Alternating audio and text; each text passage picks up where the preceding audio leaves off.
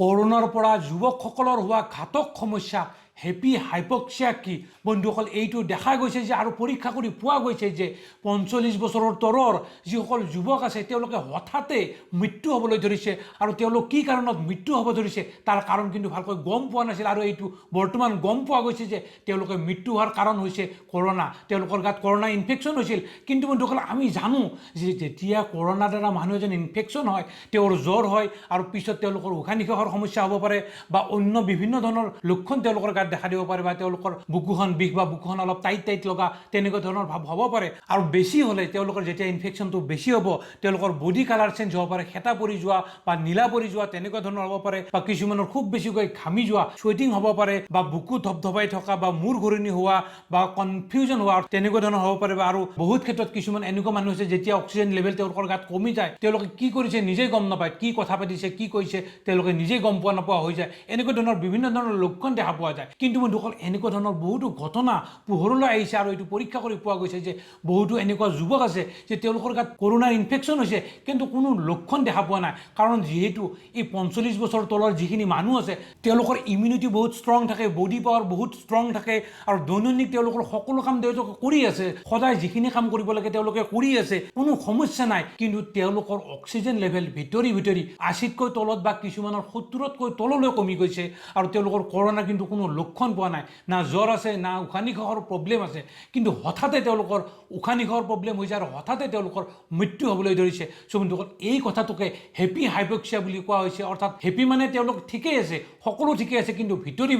তেওঁলোকৰ oxygen level গাত কমি গৈছে তেওঁলোকৰ লাংখন ডেমেজ হ'বলৈ ধৰিছে আৰু বহুতো এনেকুৱা য়ং মানুহে যিসকলৰ ৪৫ বছৰতকৈ কম হঠাতে তেওঁলোকে হস্পিটেলত ভৰ্তি হ'ব লগা হয় হঠাতে তেওঁলোকৰ উশাহ নিশাহৰ সমস্যা হৈ যায় আৰু তেওঁলোকক ভেণ্টিলেশ্যনত তেওঁলোকক ICUত ৰাখিলেও কিন্তু কোনো কাম নাই খুব কম সময়ৰ ভিতৰত তেওঁলোকৰ মৃত্যু হ'বলৈ ধৰিছে বন্ধুসকল এই ঘটনাটো খুবেই দৰকাৰী আৰু আমি এই কথাটো কিন্তু জনা দৰকাৰ হয়তো কাৰোবাৰ এই লক্ষণবিলাক নাথাকিব পাৰে কৰোনাৰ কাৰণ আজিকালি কৰোনাৰ নতুন লক্ষণ আহিছে কাৰণ কিছুমানৰ কৰোনা হ'লেও হয়তো জ্বৰ বা কাহ নহ'বও পাৰে বা তেওঁলোকৰ উশাহ নিশাহৰ সমস্যা নহ'ব পাৰে কাৰণ নতুন লক্ষণ এই কৰোনাৰ আজিকালি দেখা গৈছে কিছুমানৰ বডিবিলাক ৰেছ হ'বলৈ ধৰিছে ৰঙা পৰিবলৈ ধৰিছে তেতিয়াও আপোনালোকৰ কৰোনা হ'ব পাৰে বা আপোনালোকৰ গাঁঠিৰ বিষ হ'ব পাৰে সেইটো কিন্তু কৰোনাৰ এটা লক্ষণ আৰু আপোনালোকৰ কনজাংটিভাইটিছ হ'ব পাৰে অৰ্থাৎ যিটো আমি জয় বাংলা বুলি কওঁ চকুত যিটো ইনফেকশ্যন হোৱা সেইটো হ'লেও কিন্তু যদি তেনেকুৱা হৈছে আপোনালোকে গম পাব যে আপোনাৰ কৰোনা পজিটিভ হৈছে আৰু কিছুমানৰ ডায়েৰিয়া হয় এনেকুৱা ধৰণৰ বিভিন্ন ধৰণৰ লক্ষণ যদি আপুনি দেখিছে আপুনি কনফাৰ্ম হওক যে আপোনাৰ কৰোনা হৈছে আৰু ইয়াৰ লগতে বন্ধুসকল আপোনালোকে আৰু এটা কথা জনা দৰকাৰ যে আপুনি টেষ্ট কৰিলে হয়তো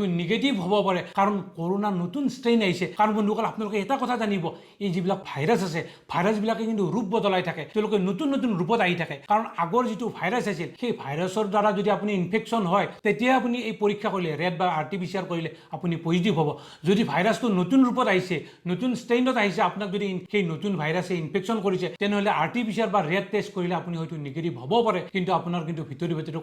নতুন কৰোনাৰ দ্বাৰা আপুনি হয়তো ইনফেকশ্যন হ'ব পাৰে সেই ক্ষেত্ৰত বন্ধুসকল যাতে আপোনালোকৰ হেপি হাইপক্সিয়া নহয় সেই ক্ষেত্ৰত আপুনি কিন্তু কনচাৰ্ণ হ'ব লাগিব আপুনি সতৰ্ক হ'ব লাগিব আৰু আপোনালোকে এই ক্ষেত্ৰত যদি আপোনালোকৰ কিছু পৰিমাণৰ কিছু লক্ষণ দেখা পায় মই যে এই লক্ষণবিলাকৰ কথা কৈছোঁ হয়তো জ্বৰ আৰু কাহ আপোনালোকৰ নাথাকিব পাৰে উশাহ নিশাহৰ সমস্যা নাথাকিব পাৰে গাত আপোনালোকৰ ৰঙা ৰেছ পৰিছে বা আপোনালোকৰ যদি গাঁঠিৰ বিষ হৈছে বা চকু ৰঙা পৰিছে চকু যদি কনজাংটিভাইটিছ বা জয় বাংলা হৈছে বা ডায়েৰিয়া হৈছে তেতিয়া আপোনালোকে সন্দেহ কৰিব আৰু আপুনি মাত্ৰ এটা কাম কৰিব যে আপোনালোকৰ অক্সিজেন লেভেলটো পৰীক্ষা কৰিব কাৰণ এই যিবিলাক হেপি হাইপক্সিয়া হৈছে তেওঁলোকৰ ৮০তকৈ তলত আৰু কিছুমানৰতো ৭০তকৈ তলত অক্সিজেন লেভেল গুচি গৈছে কাৰণ যেতিয়া আমি অক্সিজেন লেভেল ৯০তকৈ তলত হ'ব তেতিয়াই বিভিন্ন ধৰণৰ সমস্যা হয় কিন্তু এওঁলোকৰ ৭০তকৈ তলত গৈছে তথাপি তেওঁলোক কিন্তু ঠিকেই আছিল কিন্তু হঠাৎ তেওঁলোকৰ সমস্যা হৈছে কাৰণ তেনেকুৱা হোৱাৰ কাৰণ মই আগত কোৱা ধৰণে যিহেতু এই মানুহসকল ৪৫ বছৰ তলৰ মানুহসকল খুব শক্তিশালী থাকে তেওঁলোকৰ ইমিউনিটি বহুত পাৱাৰফুল থাকে সেয়েহে কম হৈ থাকোঁতে তেওঁলোকে কিন্তু গমেই পোৱা নাছিল কিন্তু হঠাৎ যেতিয়া তেওঁলোকৰ বডিত অক্সিজেন লেভেল বহুত কমি গ'ল হঠাৎ তেওঁলোকৰ সমস্যাটো আহি গ'ল হঠাৎ হস্পিটেললৈ যাব লগা হ'ল আৰু সেইখিনিত হয়তো মানুহজনক বচাব পৰা নাযাবও পাৰে আৰু এনেকৈ বহুত কিন্তু যুৱক মৃত্যু হ'বলৈ ধৰিছে আৰু এনেকুৱা ধৰণৰ ঘটনা পোহৰলৈ আহিছে চ' বন্ধুসকল এই ভিডিঅ'টোৰ শেষত মই আপোনালোকক এইটোৱে ক'ব খুজিছোঁ যদি আপোনালোকে সামান্য পৰিমাণৰ কিছু লক্ষণ দেখা পায় মই যে ক'লো সেই